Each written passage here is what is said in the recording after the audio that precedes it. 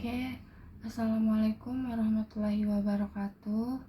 Perkenalkan, nama saya Mila Rispa Maulida dari kelas TI 22C4 dengan NIM 3122 10249. Di sini dan hari ini saya akan menjelaskan tentang keamanan dalam IoT atau Internet of Things. Topik ini penting banget karena IoT itu makin banyak dipakai di rumah, di kantor, bahkan di industri. Dan apa IoT dan kenapa harus aman? Oke, IoT itu adalah sistem yang menghubungkan berbagai perangkat ke internet seperti CCTV, sensor suhu, lampu otomatis, dan lainnya. Tapi karena semuanya terhubung, maka risiko keamanannya juga tinggi.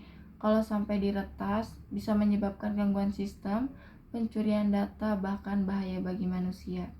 Contohnya, kalau misalnya sensor suhu rusak di pabrik makanan, itu tuh bisa bikin kualitas produk terganggu. Atau kalau kamera rumah kita dibobol, privasi juga jadi nggak aman.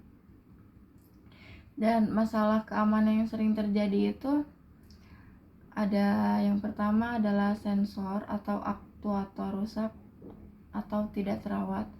Dan yang kedua adalah sistem tidak memiliki autentikasi.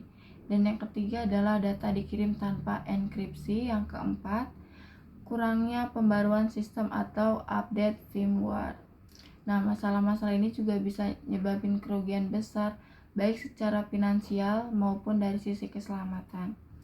Dan solusi untuk keamanan IoT adalah yang pertama, autentikasi. Setiap pengguna dan perangkat harus punya izin yang jelas.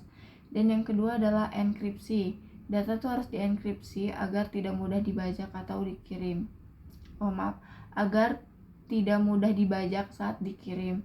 Dan yang ketiga adalah integritas.